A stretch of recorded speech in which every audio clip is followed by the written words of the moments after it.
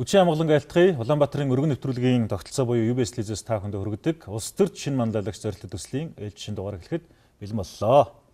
За үзэгчдийнхээ пүрэв горгийн энэ орой амар амгалан айлтгая. За өнөөдрийн дугаарт бол төслийн маншилдаг 12 оролцогч, за шүүгчдийн өмнө илтгэх ур чадвараар шалгаруулсан.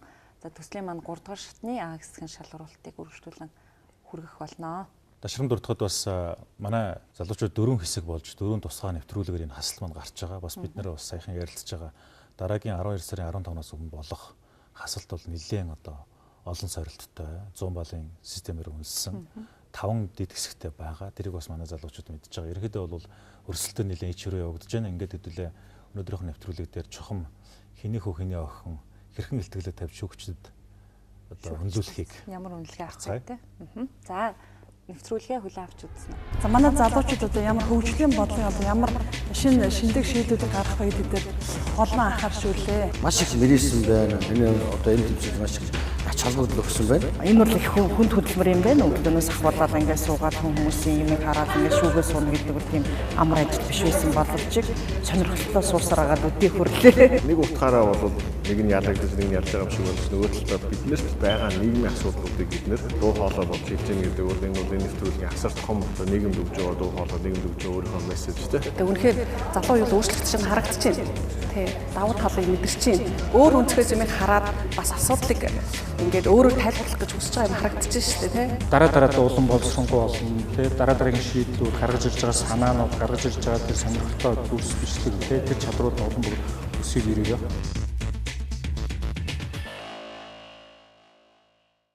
Ерөнхий ивент тэтгэгч яг одоо яг эндээс Pepsi брэнд. Ивент тэтгэгч цэвэр агаарт эрүүл амьдарцгаая шин налайх хороолол. Ерөнхий ивент тэтгэгч хөгжилд хүргэх Монголын жигүүр Хүннүү Air.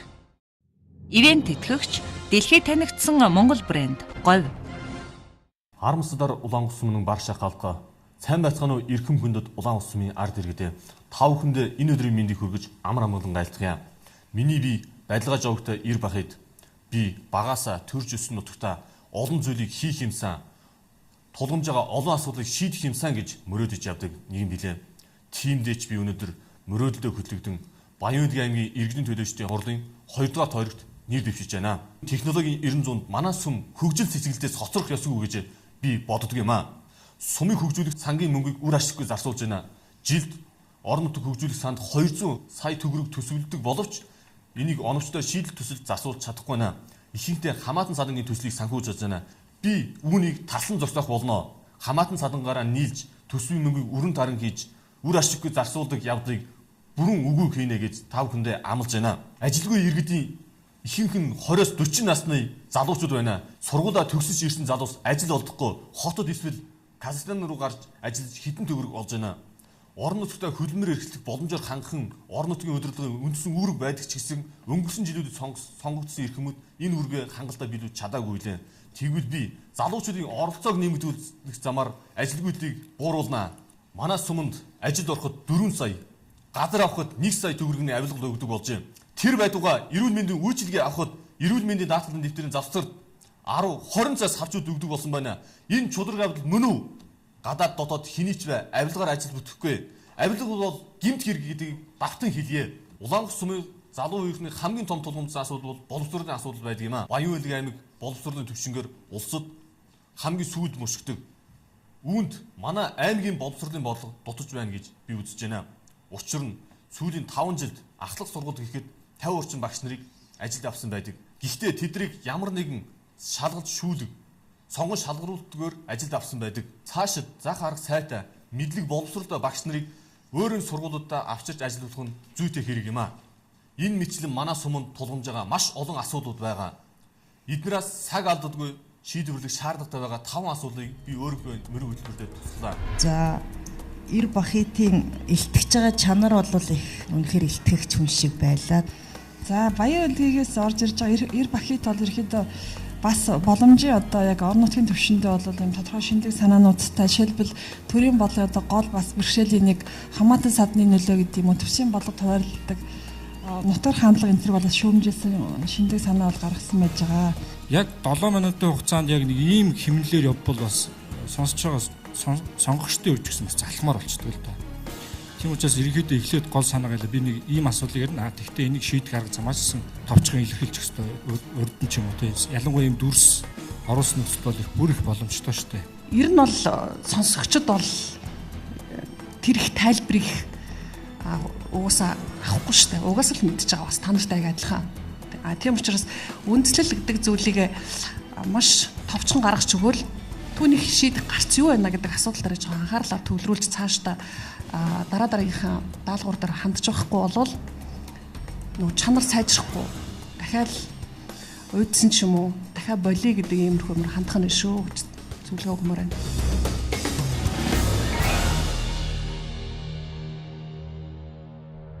Гэр бүл гэдэг бол нийгмийг бүрдүүлэгч хамгийн анхдагч нэгж. Энэ утгаараа залуучууд маань гэр бүлийг үүсгэж хамтдаа амьдрах нэгэн амьдралыг бий болгосноор тэдгээр залуучуудын хувийн амьдралд цэг тавигдж байгаа гэдгийг эхнэрчдэр, нөхөрчдөр ойлгож ухамсарлах шаардлагатай. Гэрлэлтээс хойш залуучууд маань энэ амьдралын төлөө гар гараасаа атгалцаж нэгэн баг мэт болж энэ амьдралын төлөө зүтгэх шаардлага гарч ирдэг. Тийм учраас залуу хосуудад аль алинд нь маш их үүрэг хариуцлага шаардлагатай байгаа. Нэгүр хэлэх юм бол гэрлэл гэдэг бол багийн спорт гэж ойлгож болно. Бид нар нийгмийн өрсөлдөн гэдгээсээ гадна гэр бүлийг авч үлдэх залуу хүний хувьд энэ дээр яаж тэмцэж байна? Гэр бүлийн гишүүн болгон яг өөрийнхөө гэр бүлийг үнцэнтэй байлгах. Гэр бүлийн доктортой биш байдал илүү байна уу, дундаж байна уу, бага байна уу? Одоо салалт гэсэн үг тийм үү? Илүү бага. Яаж ялгаршуулах эмчилгээ хийх вэ? Цэвэр ерөөсөл гэр бүлийн соёл боловсрол ухамсарыг бий болгох шаардлагатай. Хүн хүнээс яг холдож байна л та. Гэр бүлдээ болсон бол тэр хүний хувийн амьдрал дуусаа. Зэг тавигдсан. Та цаашид хамтын амьдрал бүтээн гэдгийг ойлгосон. Эхнэрчдэр, нөхөрчдэр. Эдгээр асуудлуудаас болж маргалдсан хосууд маань хинтээ ямар хүнтэй дээрх одоо сэдвүүдээр ярилцаж ямар нэгэн байдлаар зөвлөгөө авах вэ гэх тал дээр мэдээлэл хомс байна. Тэгвэл эдгээр залуучуудад зөвлөгөө өгж байгаа тэр хүмүүс маань тухайн хосуудын харилцааг мэдхгүйгээс болж өөрийн өнцгөөсөө тайлбарлаж зөвлөгөө өгөх, хит нэг талыг баримталсан зөвлөгөө өгөх, эсвэл аав нь юм уу, ээж нь юм уу тухайн хүүхдэд өмөрөх хандлагатай байдаг. Энэ нь эцсийн үр дүндээ магадгүй тэр хоёрын амьдралд, ирээдүйн амьдралд нь маш их хор уршигтайгаар нөлөөлж болцсохгүй маа. Бид дүүрэг хороо бүрийн нийгмийн ажилтнуудыг мэргэжлийн өндөр түвшинд бэлтгэсэн, стандартад нийцсэн тусгай хөтөлбөрт хамруулж, гэр бүлийн харилцааны сэтгэл судлал болоод гэр бүлийн судлаач мэргэжлэр богино хугацаанд мэдлэг олгож, чадахжуулах ажлуудыг системтэйгээр зохион байгуулнаа. Хороо бүрт сэтгэл зүйн зөвлөгөө, мэдээлэл өгөх, тусгаалan засад огшуулсан уулзалтын өрөг бий болгож, иргэдтэй тухтай таатай орчинд ярилцах боломжийг бүрдүүлэх болно. Төрийн бодлого одоо гэр бүлийн талаар явуулах бодлого дээр уг нь их сайн одоо санаа дэвшүүлсэн. За тэгвэл яг одоо нөгөө илтгэлийн хугацаанд яг одоо энэ өөрийнхөө шийдлүүдийг гаргахтаа дэндүү их одоо нууршиж одоо гэр бүлийн одоо зөвлөгөө маягаар их одоо нууршиж оршил их хэлсэн.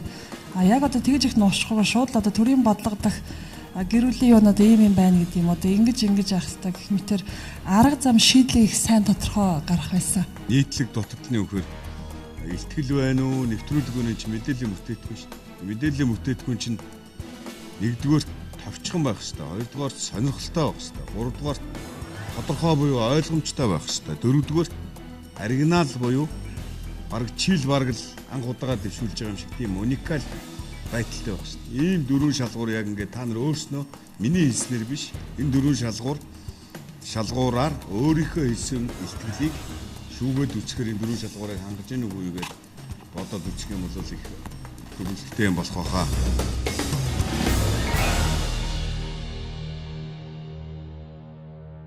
Би үнд зүйл, үйл ажиллагаа, үндслэлтэй мэдээлэл гэсэн 3 гол зарчимтайгаар улсын хуралд нэр дэвшиж байна. Үнд зүйл гэдэг бол миний бодлоор хувь хүний болон нийгмийн зөв буруугийн талаарх ойлголт, итгэл үнэмшил юм. Мэдээж байгальд ч тэр нийгэмд ч тэр хүний үйл ажиллагаанд нөлөөлдөг олон хүчин зүйл байдаг. Үнд зүйлс бол энэ хүчин зүйлсийн дунд бид нарыг шийдвэрээ гаргахад залж байдаг тэр зүйлс юм. Улс төрд ажиллаж байгаа хүн тэр тусмаа албан болон албан бус байдлаар хэлэлцээр буулт хийх шаардлага байн гардаг. Тиймээс ч үнд зүйлсээ дагах хамгийн хэцүү салбар бол улс төр.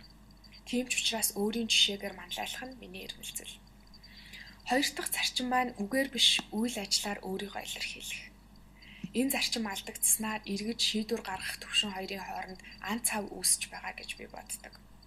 Би бодлого боловсруулах төвшөнд ажиллавал хариуцлагатай албан тушаал эрхэлж байгаа хувь хүмүүсийн болон засгийн эрхэнд байгаа намуудын тайлан тавах процесс үйл явцыг жигтэтгэж хяналт тавих тогтолцоог хангах. Мөн тухайн явцыг бие даасан байгууллагуудтай холбож өгөхөд анхаарлаа хандуулах болно.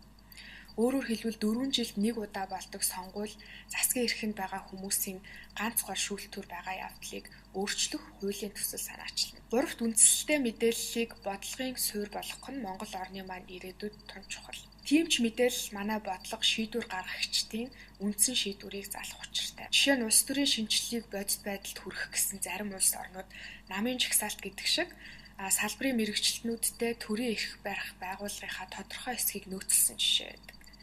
Энэхүү сонирхолтой тогтолцоог судалсан судалгаа мэрэгчлэн улс төрчид засгийн бодлогыг үндсэлтэйгээр мөн бүтээмжтэйгээр шүүмжлэх магадлал хамгийн өндөр, мөн өөрийн төлөөлж буй орон нутагта илүү өндөр хэмжээний дэвшил өөрчлөлтийг авчирдаг гэж дүгнсэн байдаг. Иймд хэрвээ би их хуралд ажиллавал их хурлыг чадваржуулах, улс төрийн шинжилгээг бодит ажил болгох зорилготой санал дүгнэлт гаргана.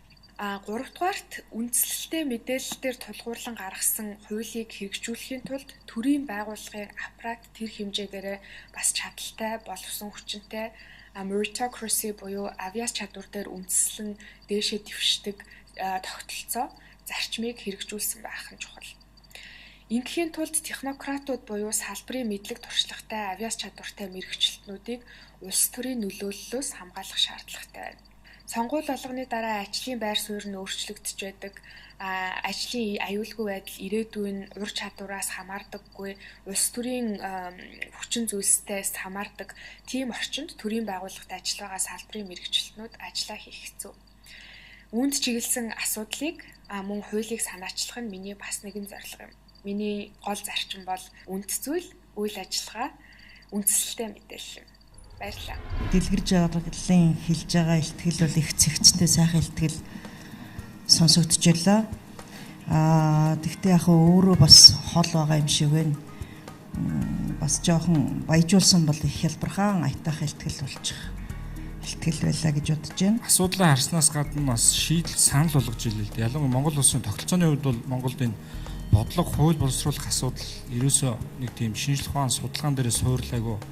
Тухайн цаг үеийн шинжтэй сэтгэл хөдлөлөөр явдаг онцлог байгаад байгаа. Тэгээ дэрэг шийдэх төр тогтолцооны аргыг, аргачлалыг, үнэлэмжийг тус өрөөр нь яг ялгаад ийм аргачлалаар, ийм арга замуудыг, ийм боловсон хүчнүүдийг бэлтгэх замаар шийдэж болж гинэ гэдэг юм шийдэл санал болгож байгаагаар их давуу талтай байлаа. Дэлгэр жаргал бол яг одоо төрийн бодлогод дутагдж байгаа одоо тогтолцооны одоо гол гажиг бол олж харсан. Бас яг шийдлүүдийг тодорхой дэвшүүлсэн байж байгаа.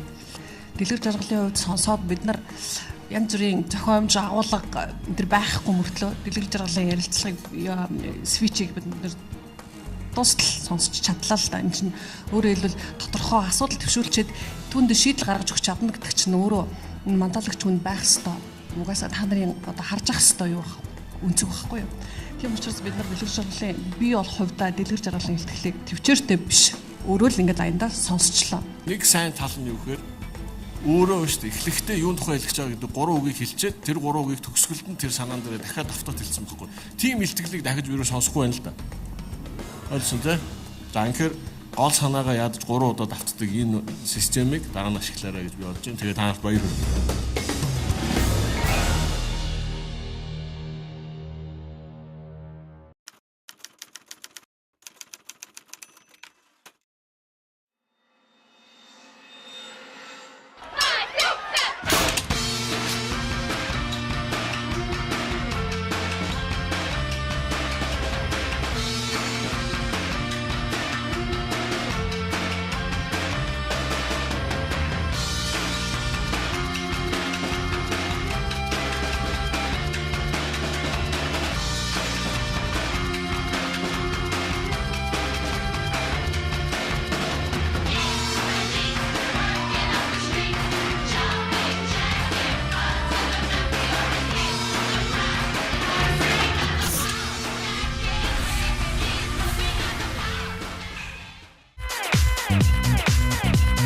Мөнгө өшөх байгалийн мөнгө. Намруулийн шин загварууд худалдаанд гарлаа.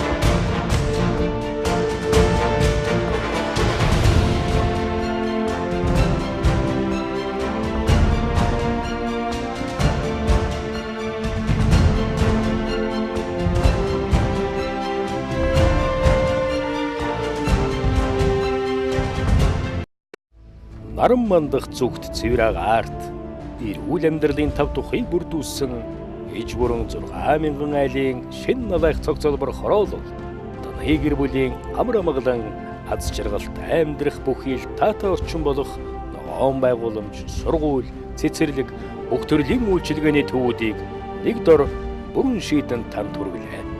Цэврэг арт эрүүл амьдарцгаая. Тэлмэн констракшн шин налайх хороолол.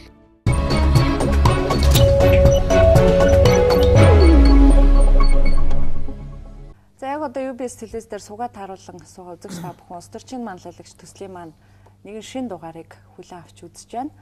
За шилдэг оролцогчд маань шалгаруултанд орж байгаа энэ үйл ажиллагааг үзэгч та бүхэндээ хүргэхийн зэрэгцээ бас 7 хоногийн гариг бүхэнд бол тун завгүй байгаа. Хагас бүтэц сайнд бол одоо удирдлагын активд онлын хичээл нь үргэлжилж байгаа.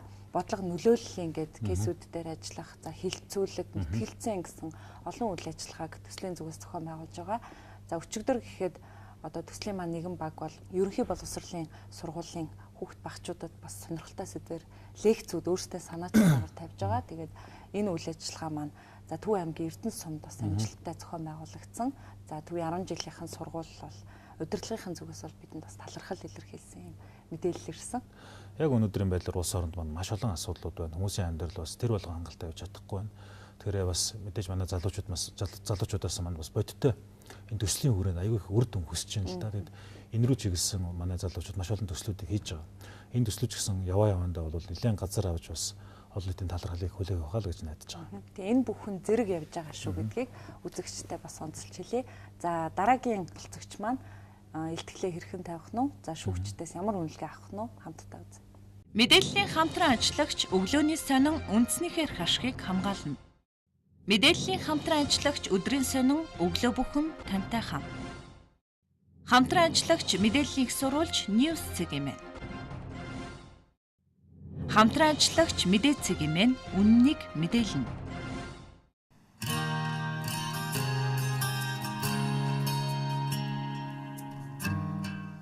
Өмнөгөө аймгийн Далдан цадгад сумын 7 дугаар угаас аймгийн эрдэнэ төлөөлчдийн уралд нэр дэвшигч Банзарч Овогтой Жамисран байна. Залуу хүний зоригоор та бүхнийг төлөөлж чадна гэсэн итгэл үнэмшил нь байгаа учраас шийдэл нь байгаа учраас би аль нэг намайг биш зөвхөн та бүхнийг төлөөлөхөөр аймгийн эрдэнэ төлөөлчдийн уралд би дан нэр дэвшиж байна. Бидэнд баялаг байна. Бидэнд ирээдүй байна. Бидэнд эдийн засгийн чадамж нь байна. Харин бидэнд баялагийг бүтээгчд нь дутмаг байгаад байна. Баялагийг бүтээгчд бол хүн та юм аа. Одоо бидэнд чанартай боловсролын урхай, чанартай эрүүл мэндийн урхай, чанартай хөрөнгө оруулалтын урхай хэрэгтэй байна. Тиймээс би ур хачин болохоор шийдлээ. Нэгдүгээр боловсролын урхай. Боловсролын салбарын хөрөнгө оруулалт нь жил ирэх тусам нэмэгдэж, төр засгаас боловсролын салбарыг анхаарал нэмэгдэж байна. Энэ бол сайн мэдээ. Харин багш нарт нь хөрөнгө оруулалт хийхгүй байгаагаас болж жил ирэх тусам сурагчдын чанар муудаад байна. Жил бүрийн эсрэгтийн шалгалт нь босоо гоноондоо хүрэхээ байгаад байна. Энэ бол яаралтай мэдээ. Бидэнд ихтэй боловсролын байгууллага байхгүйгээс болж жил бүр 800 орчим хүүхдүүд шинээр оюутан болж Улаанбаатар хотыг зорж байна. Жил бүр түүний цаана 6000 гаруй эцэг эхчүүд цалингийн зээлээ тулган авч хүүхдийн боловсролын төлөө хөрөнгө оруулалтыг хийж байна. Энэ бол яаралтай мэдээ. Тэд чинь бидний ирээдүй, бидний үр хүүхэд. Тиймээс үүнийг засахын тулд шийдэл хэрэгтэй. Шийдэл нь бидэнд байна. Би хүүхдийнхээ төлөө зүтгэж яаралтай мэдээг сайн мэдээ болгоно. Хоёрдугаарт эрүүл мэндийн урхай. Өмнөгөө аймгийн эмнэлгийг үсгийн онцлогоо эмчилгээний төв болгож шинэ байр барьж, томографик, өнгөт эхо, зүрхний эхо, неран аппарат, дурангийн хагалгааны иж бүрэн тоног төхөөрөмжөөр хангасан байна. Энэ бол сайн мэдээ. Гэтэл бид үр хүүхдээ өөрийгөө ээж аваагаа эмчлэхээр Улаанбаатар руу зорин явах нь жил ирэх тусам нэмэгцээр л байгаад байна. Монголдо цөөхөн тооцогдох онцлогоо эмчилгээний тоног төхөөрөмжийг авсан хэдий ч ажиллуулж чадахгүй хадгалаад байна. Энэ бол яаралтай мэдээ. Бид мөнгөтэй учраас хот явд юм бишээ. Тэд чадахгүй байгаа учраас бид Улаанбаатар хот руу аргагүй ирэнд явд юм аа. Энэ бол яаралтай мэдээ. 3-дугаарт чанартай хөрөнгө оруулалтын урхай. Өнөөдөр Өмнөгөө аймаг уулахгаараа дамжуулан Монгол улсыг тэжээж байна. Бидний баялаг дэлхийд гайхаж байна. Улсаас мөнгө гүйх биш, улсдаа мөнгө хандуулдаг цөөхөн аймагуудын нэг болж чадсан. Гэвч эрдэс баялаг дуусашгүй биш. Бидэнд юу үлдэх вэ? Бид түүнээс цааш яаж амьдрах вэ? Өнөөгийн бидний хамгийн чухал шийдэх асуудал бол энэ юм аа. Энэ бол яаралтай мэдээ. Аливаа улс орны тогтвортой хөгжлийн баталгаа нь үйлдвэрлэл байдаг. Тэгвэл бид уулгоогоос хараах бус бие даасан эдийн засгийг сайжруулахын тулд үйлдвэрлэлийг хөгжүүлэх хэрэгтэй. Жишээ нь Өмнө Говь аймагт 23 компани 20 гаруй цехийг нийлсэн 300 гаруй ээжүүд оёдлын үйлдвэрт ажиллаж байна. Гэвч тэдэнд хийх ажил байхгүйгээс болж зүгээр сууцгааж байна. Тэнд 300 гаруй оёдлын машин тоног төхөөрөмжүүд тоосон дарагдаж байна. Тэгвэл тэнд зөвхөн уурхайн хувцас соёх биш. Тэд бидний өдөр тутмын хэрэглэдэг хувцсыг ойж 3 сая монголчуудаа борлуулах боломжтой болно. Инхийн тулд ноосоонч боловсруулах хэрэгтэй. Давганч үйлдвэрлэх хэрэгтэй. Утастай, үдээстэй, товчтой, цогцоор нь үйлдвэрлэх хэрэгтэй юм аа. Тэнд боловсруулалтаас авсарсан олон 10 залуус маань ажиллаг, үр хүүхдээсээ хол ажил хийж чадахгүй байгаа өрх толгойсон ээжүүд маань ажиллаг, тэтгэврийн нас шалтгаанаар нийгмээс жигдээд байгаа ах эгч, өвөө эмэнд маань ажиллаг. Би та бүхний төлөө зүтгэнэ. Яаралтай шийдэх асуудал байгаа тул ямар тааш та сонголтоо зөв гаргаарай. Би яагаад тэдэр хөдөлж болдгоо. Эс яг энэ чигээр ярьсан ямар ч хөдөлгөөн байхгүй. Тэгэхээр чи нөгөө наадах чи нөгөө нэг яг ингэ хүмүүс ингэ жоох ингэ харсараад чиний яриа гэж сонсож жоох өөч штэ. Жоох нөгөө биеийн хэл, нүүрний хэл бас ингэ хүмүүс ядаж нэг инээ гэж ерөөс инээмсэглэж яахгүй ерөөсөө нүд чинь бараг цавчсан сая. Энэ бичлэлэр тийм нэг жоохон өөрийгөө илэрхийлэх хэрэгтэйсэн. Хүмүүс өөрөө би ийм хүн шүү гэдгийг илэрхийлэх гэсэн. Багш нар гээд бүр тэр дундаа бага ангийн багш нарт хөрөнгө оруулалт хийх ёстой гэж хэлсэн санал бол их сайн санал байлаа. За Жамин сүрэнгийн хувьд бол ерөнхийдөө бас аваа хөрхөн шинэлэг санаануудтай, босрлын уурхай гэдэг асуудлыг бол их сонирхолтой байдлаар бас дэвшүүлсэн. Ерөнхийдөө бол боломжийн харагдсан.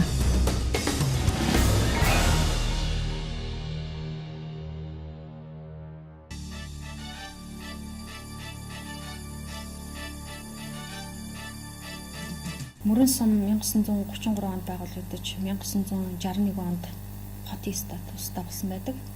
Одоо ч бид тэр нэршлэр Мөрөн хот гэж нэрлэдэг. Сүүлийн жилүүдэд Мөрөн маань маш их агаарын бохирдолтой болж өвөлдөө Улаанбаатар хотоос дутгааргүй болсон. Иргэдийн таатай амьдрах нөхцөл алдагдаж эрүүл ахуйн шаардлага хангахгүй болсныг та бид бүгдээрээ мэдж байгаа. Гэр хорооллыг багасгах байтугай жил ирэхт тусам нэмэгдэж байгаа энэ нөхцөлд гэр хорооллыг барилгажуулах асуудал. Гэвч энэ асуудлыг шийдэх бололцоо 20-10 жилд харагдахгүй. Тийм бодлого алга байна. Гэр хорооллыг барилгажуулалтыг хүлээхээс илүү одоо байгаа нөхцөлөө сайжруулан эко хороол бий болох саналтай байдаг. Миний санд болгож байгаа төлөвлөлт бол арчлалын зарчим дээр тулгуурлаж үр хайлын нэгдэл дээр суурилсан байх юм. Нэг айлын үрх нэгдэл 200 айлаас бүрдэн 8-аас 10 га газрыг эзэлж бие даасан дэд бүтэц инженерийн тохиромжтой шийдэлтэй байх юм. Үр хайлыг нэгтгсэн нэгжүүдийг бид эко орол гэж нэрлэх бодолтой байгаа. Нэгдүгээр дөнгөж сая би хөвсгөл орчод ирсэн. Үнэхээр утаатай байлаа. Тэр үнэхээр эко тэр гудамжуудыг айл болгон модтой болно гэд тэр чинь бол яг одоо тулгуурсан асуудал мөн байлээ. Нэгдсэн халалт гэсэн тийм ээ. Ер нь энэ Улаанбаатарт шийдэг бол байгаа асуудал. Гэтэ аймгийн төдөр үнэхээр шийддэг бол энэ бас л сайхан санаа. Золзойгийн тэр эко хот болгоно гэд хэлж байгаа саналыг бол бас сайхан санал байна гэж бодож байгаа. Гэхдээ эко хот болгоно гэдэг байгаа эко хот гэж юу хэлдэм бэ гэх тэр стандарт талаас нь яг одоо хүний нүдэнд үзэгдэл нь тийм ээ. Эко хот гэдгийг судалчаад яривал бүр илүү байх байсан гэж. Тэгэхгүй л одоо бид нар угаасаа л эко хот болгоно гэл ингээл хүн бүхэн л хамгийн энгийн ярдгал зүйлүүд байдаг те. Тэгтээ тэрийг бид нар яг одоо манай суманд миний одоо дэвшиж байгаа газраас гэдэг утгаараа яг арга замын яриул илүү их сонирхолтой, илүү их амжилтанд хүрэх байх гэж бодож байгаа. Золзойгийн хувьд уул асуудлыг маш сайн орон нутгийн сайн мэддэм байх. Ямар урамгүй харагдаж байна. Яасан тухайн үед одоо ямар тийм эмоц болцсон. Хилдэн гунигтай тэгээд юу гэдэг нэг хорооны ажилтан шиг суучч байсан. Зүгээр нэг юм танилцуул гэж юм шиг уучлаарай. Тэгээд тэн дээр бас жоохон анхаармаар юм харагдаж байна. Шийдэл сонсохдохгүй байна, арга зам сонсохдохгүй байна. Тоо баримт маш бага байна. Тэгээ ер нь бол мод 21 нүү те ус урсгах нэг нүү бороо оруулах нэг нүү чирж болно шүү дээ. Олон чамайг тэгээ мод тариулна гэдэгт би яаж итгэх юм? Мөнгө нь хаана байгаа, арга зам нь ямар юм? Хизээ хэдэн мод барих юм гэдэг тэр нөгөө баталгаа нотлогоо итгэл үнэмш чинь хамаагүй дутж байна. Тэгээс ер нь Монголын сонгуул бүгд л мод барьдаг, навч ургуулдаг, цэцэг гой болгодог. Тэр бол нэг тийм сонин зүйл ерөөсөө биш аахгүй. Тэгэхээр уникал тийм оригинал идея санаа улс төрийн шинэ бүтээл оновчтой санаачлагыг олон нийт сонгогчдод санал болгохдоо л их тутмаг байна даа л гэж хэлээ.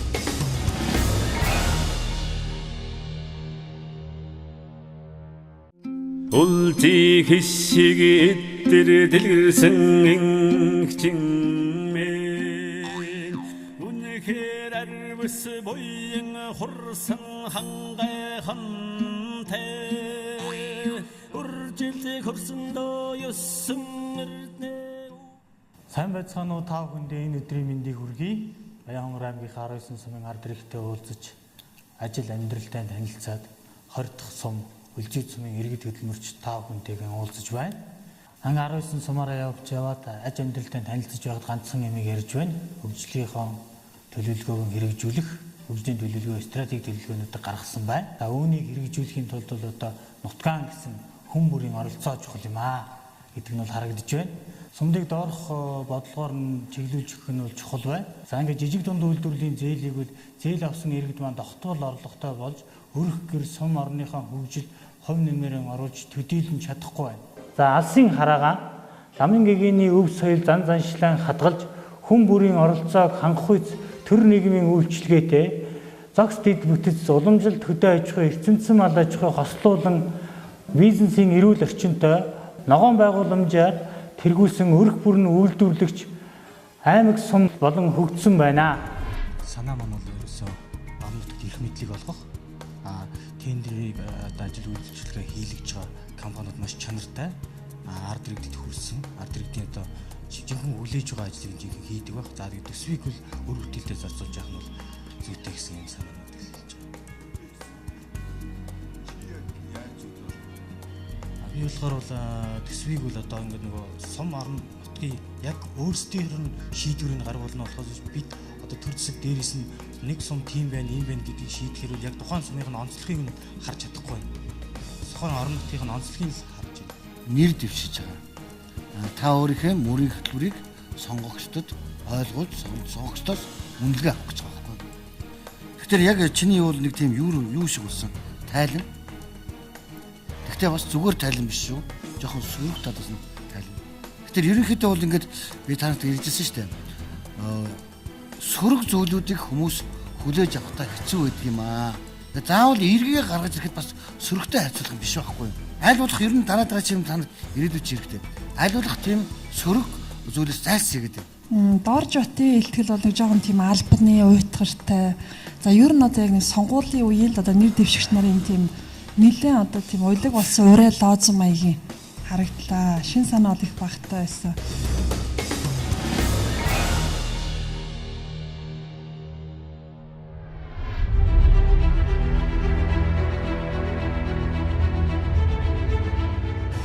Баттын Доржот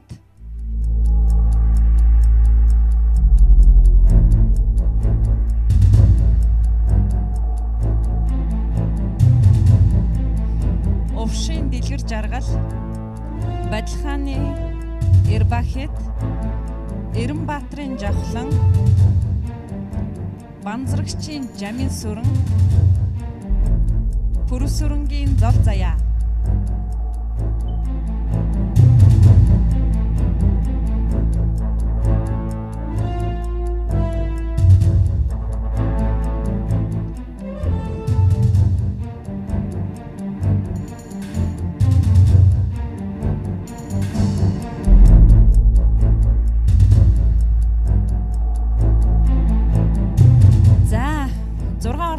нэр дуудсан овшин дэлгэр жаргалын хувьд Америк нэгдсэн улсаас оролцдог. За энэ шатны шалгаруулалт нь цаг хугацаанд өөрийн одоо илтгэлийг ирүүлсэн. За мэдээллийг хүргэхэд дэлгэр жаргалын илтгэл шүүгчдээс өндөр үнэлгээ авсан.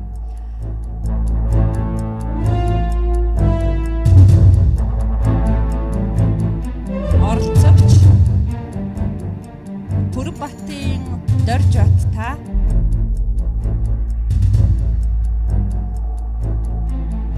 төслөө цааш үргэлжлүүлэх боломжгүй болжээ. Эрбахит, Жамин сүрэн, Зол заяа та гурав төслөө цааш үргэлжлүүлнэ үү? Баяр хүргэе.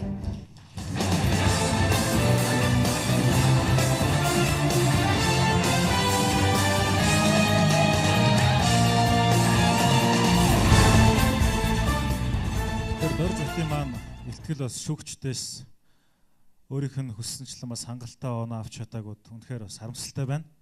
Миний хувьд бас өөрийг чинь маш хүндэтгэж одоо харж ирсэн оршигчдын маань бол нэг. Тэгээд энэ бол зөвхөн миний үзэл бодол. Тэгэхээр шүүгчдийн үзэл бодол, үнэлгээний хуудас бол арай өөр. Чигийг заачлаа. Тэгээд юуны дөрөнд бас бүгдээрээ Дорж баттай тэмцээнд өдөө хүртэл хамтдаа чин сэтгэлээсээ оролцож байсанд нь бүгдээрээ бас талархаж баяр хүргье.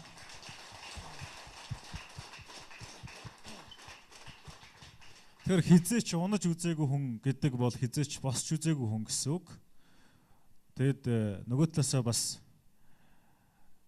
таны сэтгэл санаа одоо яг ямар байгааг залуучуудтайгаа хуваалцахгүй юу?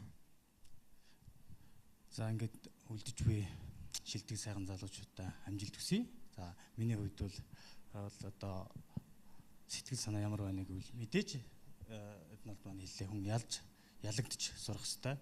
Энэ бол одоо миний амьдралдаа ээж анхны алхам байх.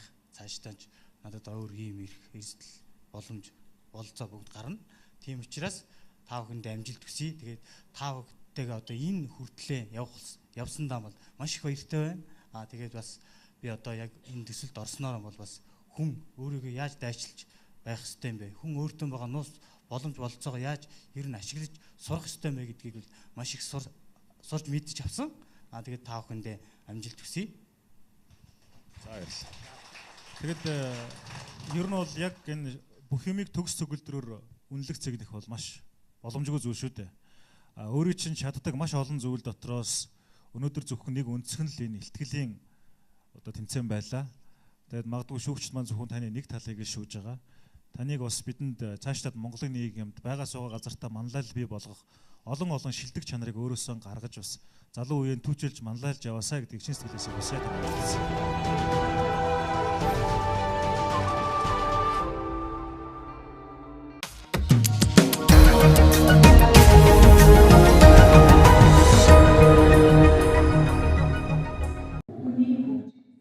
Төв аймгийн Эрдэнэ суманд төслийн 20 баг ажиллалаа. Дэмдэмэндээ төслийг санаачлан хэрэгжүүлж байгаа тус багийнхан хэд хэдэн дэд хөтөлбөрийг санаачилсны нэг нь боловсрал хөгжлийн эхлэл юм.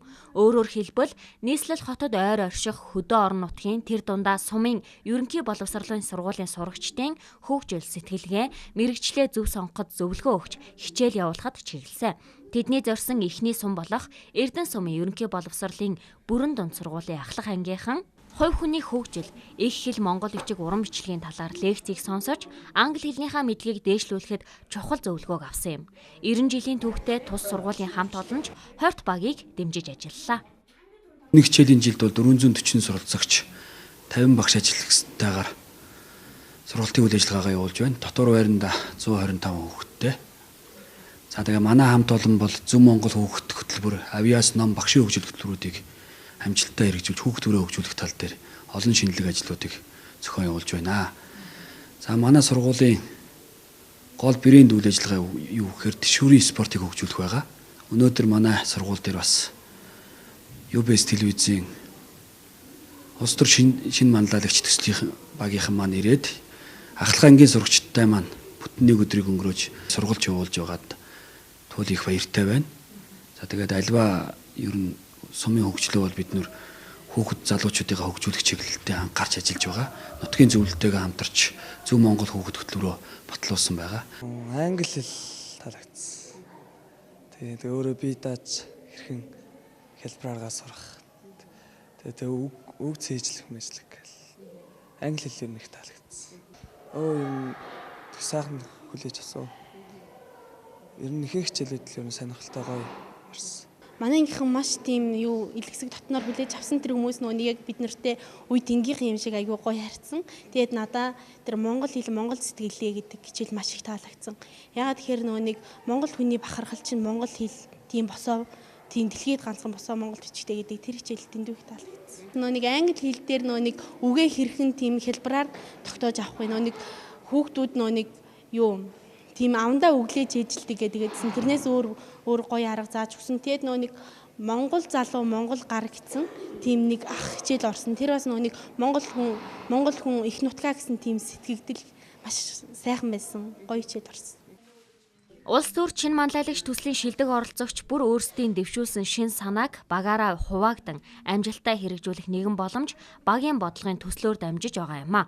Өөрөөр хэлбэл баг бүр өөрсдийн онцлогийг харуулсан хамтын ажиллагааг нэгтгэсэн төслөө хэрэгжүүлээд үр дүнг нь харж байна. Үүний тод жишээ нь хорт баг боловсролыг эрхэмлсэн, хөгжлийг түүчээлсэн бодлогоо залуу хойч үеийнхэндээ хичээл сургалтаар төдийгүй биеийн тамир, номын хандив зэргээр үлдээж байна.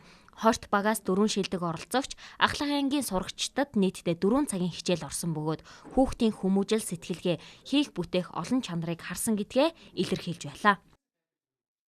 За би Монгол хэл бичиг, Монгол сэтгэлгээ гэсэн хичээл заалаа. Тэр нь өнөөгийн энэ хүүхд залуучуудын сэтгэлгээ нь ямар байна? Монгол хэл бичгээ хэрхэн авч үлдэж тэр талаар бас хүүхдүүдэд ойлгуулахыг хичээлээ.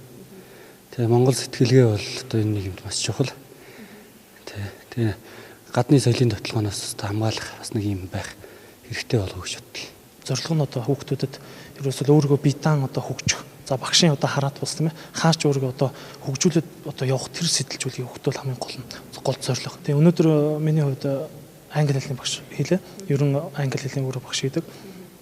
Тэр шугамаараа хүүхдүүдэд яг нэг гурвалсан за дүрм үг ярен дээр тулгуурлаж тийм ээ хэрхэн амархан одоо ойлгож болох уу тал дээр нь одоо зөвлөгөө за татгалзуулах хичээлийг хүрсэн.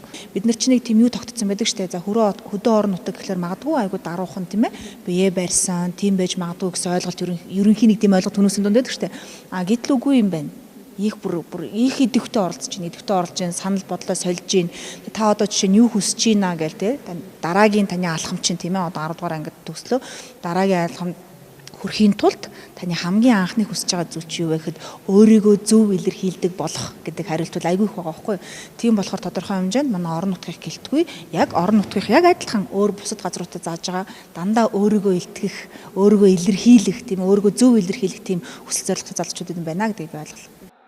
Өнөөдрийн үйл ажиллагаанд Эрдэнэ сумын ерөнхий боловсролын сургуулийн багш удирдлага, захиргааны ажилчид, сурагчид нийтээрээ идэвхтэй хамрагдсан нь төслийн ач холбогдлыг харууллаа. Учир нь хэлж ярих биш, хийж бүтээж байгаа залуусын санаачлагыг Эрдэнэ сумынхан дэмжсэн юм, хамтын ажиллагаа нэгдмэл санаа, зөв шийдэл олон сумын сурагчдад хүрч хөгжил, мэрэгжил сонголт, өв соёлоо хайрлан хамгаалах сэтгэлгээг суулгаж чадна. Ингээд шилдэг оролцогчдоос бүрдсэн багуудын төслийг дараагийн нэвтрүүлгээр үзэгч танд хүргэх болно.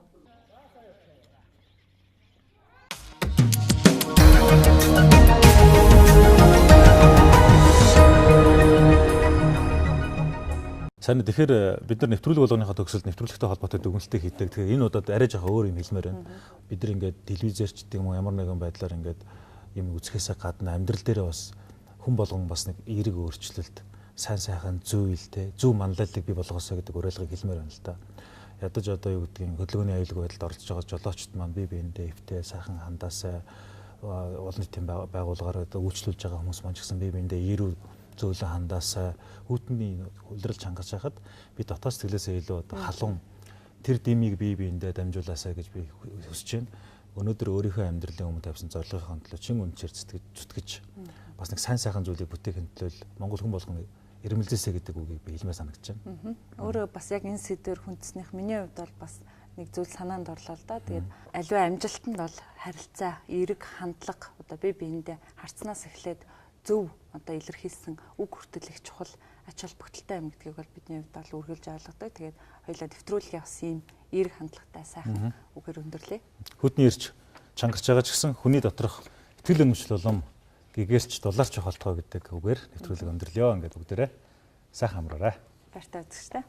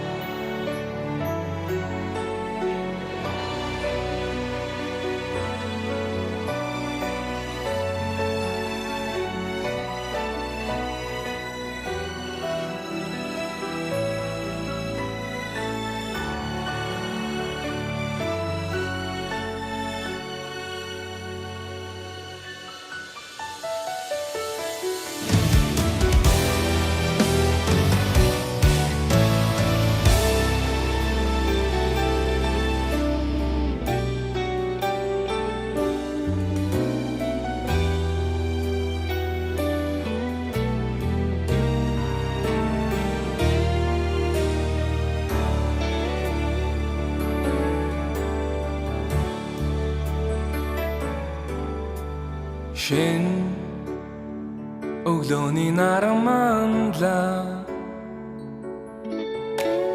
шинхэн цагийн өрөн дэлгэрлээ Сарул сайхан миний Монголд сайн цагийн өчрөл хийлээ Сарул сайхан миний Монголд сайн цагийн өчрөл хийлээ